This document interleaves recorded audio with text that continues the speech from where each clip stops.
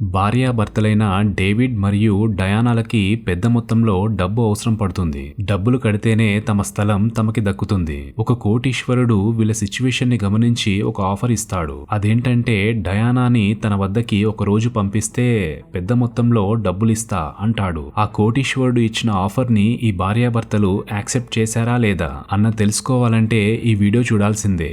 Hi friends, నా పేరు ప్రశాంత్ కార్తిక్. మీరు చూస్తున్నారు cinema dark. Let's get started.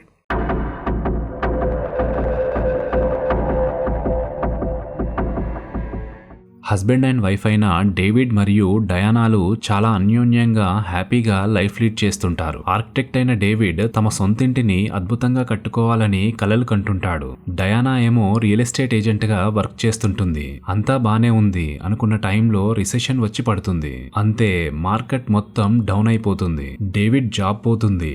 Diana real estate లో లాసెస్ లో ఉంటుంది. అప్పటి వరకు ఎంతో ఆనందంగా జీవిస్తున్న వీళ్ళ మధ్య గొడవలు మొదలవుతాయి. 50,000 డాలర్లు కడితే తప్పించి వాళ్ళ స్థలం వాళ్ళకి దక్కని పరిస్థితి ఉంటుంది. అంత డబ్బు ఇప్పుడు ఎలా తేవడం అని మదన పడుతుంటారు. అప్పుడు వాళ్ళకి వస్తుంది ఒక ఆలోచన. తమ దగ్గర మిగిలిన డబ్బులతో లాస్ వేగస్ కి వెళ్లి క్యాసినోలో జూదం ఆడి డబ్బులు సంపాదించాలి అన్న ఆలోచన.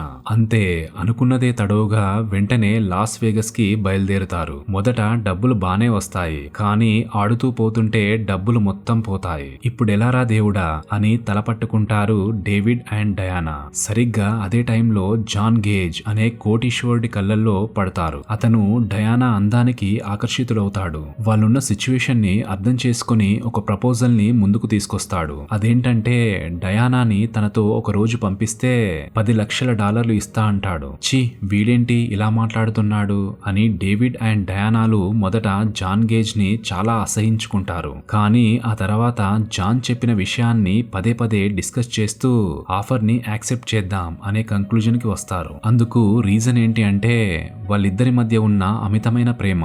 వాళ్ళ ప్రేమ ఈ సిచ్యువేషన్ లోంచి బయటికి తీసుకొస్తుంది అని వాళ్ళ గట్టి నమ్మకం. కట్ చేస్తే డయానా జాన్ గేజ్ తో ఒక రోజు గడుపుతుంది. మరుసటి రోజు డయానా తిరిగి డేవిడ్ దగ్గరికి వస్తుంది. అయితే డేవిడ్ లో ఒక విధమైన మార్పుని గమనిస్తుంది.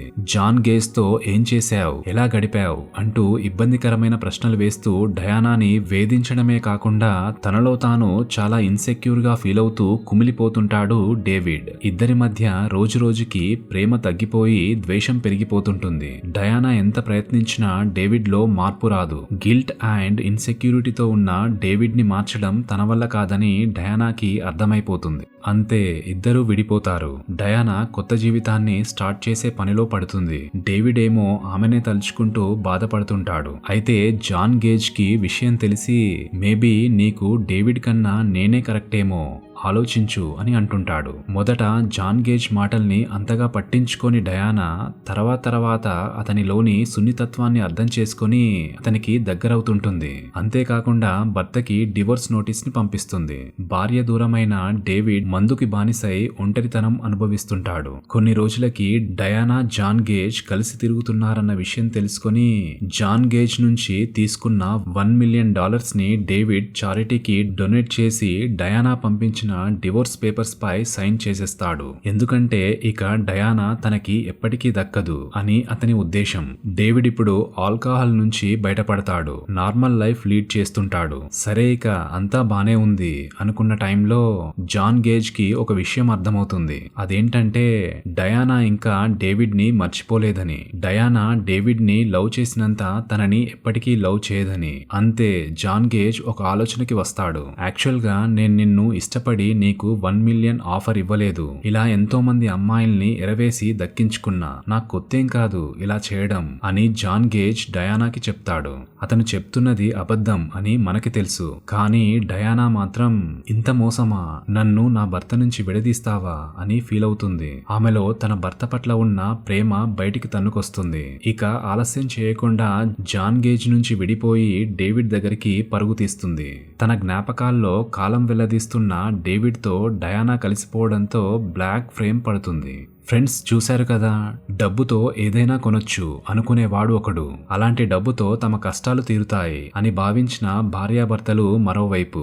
డబ్బులతో మేడలు కట్టొచ్చేమో కానీ మనసుల్ని గెలుచుకోలేం. డబ్బులు కష్టాల్ని తీరుస్తాయేమో కానీ తెగిపోయిన బంధాల్ని కలపలేవు.